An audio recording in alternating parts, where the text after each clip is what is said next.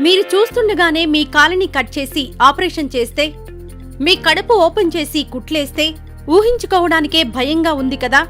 కానీ 1901 వరకు ఆపరేషన్లన్నీ ఇలాగే జరిగేవి. ఆపరేషన్ చేస్తుంటే పేషెంట్ నొప్పితో విలువిల్లాడిపోయేవాడు.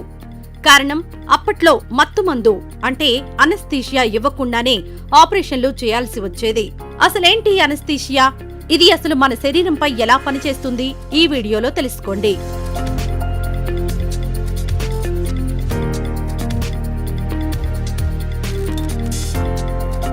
అనస్థీషియా ఈ రోజుల్లో ఎవరికి ఆపరేషన్ చేయాలన్నా ఇదే కీలకం.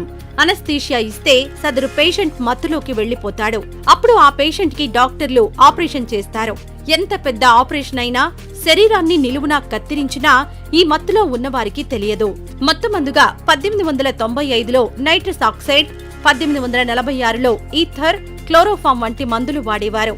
అయితే నైట్రస్ ఆక్సైడ్ తో సరైన ఫలితాలు రాలేదు. ఈథర్ వల్ల సైడ్ ఎఫెక్ట్స్ ఎక్కువయ్యాయి. ఇక చివరిగా 1848లో క్లోరోఫామ్ వాడకం మొదలు పెట్టారు వైద్యులు.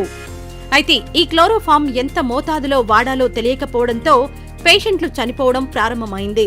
దీంతో మళ్లీ వైద్యులు ఈథర్ గ్యాస్ కే మొగ్గు చూపారు. అంతకుముందు ఈథర్ వాడినప్పుడు దానిలో ఉండే మండే స్వభావం వల్ల సమస్యలొచ్చేవి.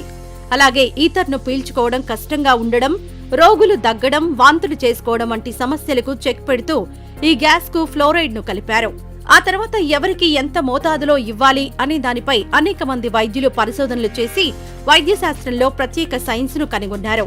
దీంతో 1970ల నుంచి రోగి పల్స్, బీపీ, ఆక్సిజన్ స్థాయిలు, కార్బన్ డయాక్సైడ్లను నిరంతరం పర్యవేక్షించి సదరు రోగికి అనస్థీషియా ఇవ్వడం ప్రారంభించారు.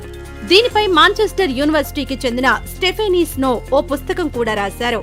అలా మనం ఈ రోజు వాడుతున్న అనస్థీషియా వాడుకలోకొచ్చింది. మరి మీ జీవితంలో మీరు ఎదుర్కొన్న ఆపరేషన్ల గురించి కామెంట్ల రూపంలో తెలియజేయండి.